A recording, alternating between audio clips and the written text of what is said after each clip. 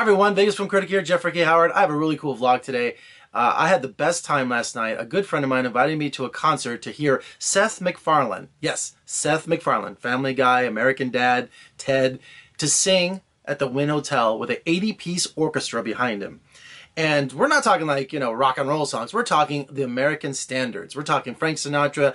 We're talking Dean Martin. We're talking all these incredible standards that were of the 20th century that he has recreated. The old Vegas. I mean, I'm a Las Vegas native, okay? I saw Frank Sinatra back in the 80s at the Golden Nugget, with Steve Window and the Golden Nugget. And just a little, I always tell people that I have the best of both worlds being born when I was. Being Generation X, I was a little kid in the 70s. So I listened to my mom's and my dad's records, Sinatra, Dean Martin, all the white albums. And this was, if you're a kid, it's different now, with the internet and iTunes and everything and YouTube. But when you were a kid, before you went through puberty and started, kind of caring what your friends thought you listened to and all that kind of thing. So when you were a real little kid, back then albums were everything. You didn't care what they were. You went through your parents' collection, you went through your friends' collection, your sister and my brothers. Everybody was very territorial about their albums. So before I hit puberty and started listening to Queen and Devo and Oingo Boingo and AC/DC and all those kind of things, and then the new wave stuff and when I was in high school, I was listening to my parents' albums, I would listen to my Disney records, what little kids listen to. But then I would go through and I'd find their Frank Sinatra, Ring-a-Ding-Ding, and I would find Everybody Loves Somebody. And I would listen to these songs over and over and over because, a great song is a great song. It doesn't matter when it was recorded. If it's timeless, it's going to be good. Just like a classic movie. Casablanca is a great story. It's going to be one of the best movies now and 50 years from now. And this is really cool. I remember back when CDs first came out, I have like the Frank Sinatra. This is the Reprise collection.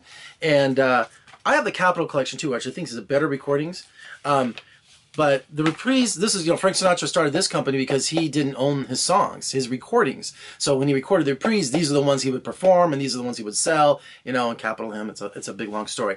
Anyway, he sang all these standards last night, and his voice, as you know, is amazing. He sings on Family Guy. And Joe McNeely, who does the music for American Dad and some other of his projects, he was the conductor of this 80-piece orchestra. I'm telling you, it was so amazing. I was trying to remember all the flippin' songs he sang, because he sang for like 2 hours. He really did. And he told jokes in between. He did Stewie and Peter Griffin here and there, and like a little gag during one of the songs. Not the entire time, but he gave a little bit of that for his fans that showed up last night. Oh, this is the ticket right here. Seth MacFarlane Live. I have to thank Dan McElhatton, one of my good buddies. I've known him for years. There was so much going on in Las Vegas last night on a Saturday night. You had Billy Joel at the new T-Mobile Arena down on the Las Vegas Strip. You had Belinda Carlisle from the Go-Go's over at the Orleans Hotel. You had the Turner Classic Movie Festival going on, which I didn't go to this year, going on in LA. There was just so much stuff going on that I had the opportunity to go to, but I wanted to see Seth MacFarlane, but, they were sold out. And a good buddy of mine who works at the radio stations, and he was going, and he had an interview on his radio show about him on KXNT, 840 AM. So I'm like, oh my gosh. I'm just like, so I'm home, going to be home Saturday night doing nothing but watching rerun of Cops. So anyway, he calls me up on Friday, on Facebook messaged me, the equivalent, and says, look, my wife really doesn't care for this kind of music. In fact, she's out of town. Would you like to go? And thank you for giving me all these movie premieres and stuff over the years and just being a good friend. And I was literally just like, are you kidding me? You have a ticket for Seth MacFarlane. And not only that, it was row G. Where's my glasses? We had row G, seat 9. And we were next to this great couple from not Phoenix.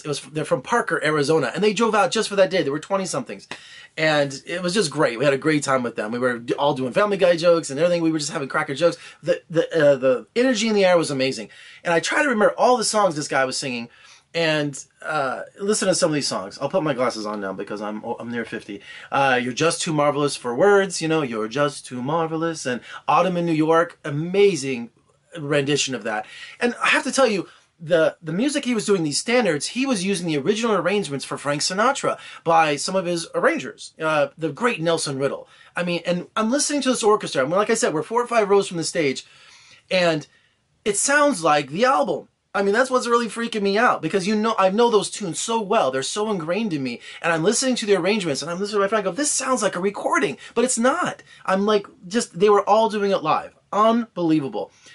He also did stuff from movies. He did Guys and Dolls, of course.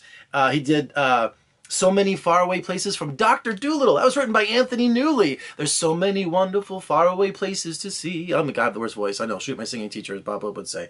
And there were so many more. I'm sitting here trying to figure out everything he sang for 2 hours. He sang some songs I didn't recognize. He said that were his favorites. He did a Hoagie Carmichael song. And I thought he was going to do Stardust, which is like my all-time favorite song of all time. But he didn't. He did another Hoagie Carmichael song. Also, he was drinking, I don't need these on for tell you this, had a little table on there, a little stool, just like Frank would have, like on one of his covers of his albums, and he was drinking some serious whiskey. So, like, maybe an hour into the show, I think he was starting to, you could see that he was starting to be affected by it. He was just downing shots of whiskey, but it was in a nice little highball glass. He was also drinking water, and he was also drinking, it looked like iced tea, we're not sure. So I just thought that was hysterical, that he was getting tanked while he was singing these songs. And of course they were doing gags with the band and everything and interacting with the audience. So it was just an amazing time. He was only here for 2 nights. He was here on Friday and I saw him on a Saturday. I just want to make sure I'm not forgetting anything here. Oh yeah, he did this opening song. He came out and did this new song about Vegas and just cracking jokes about it and everything. And he also praised Vegas, which is great for me as a native because, you know, for someone who saw Elvis and someone who saw Sinatra and Liberace and all these things growing up my whole life here, he was so respectful and also really paid kudos to Steve Wynn, who made it all possible.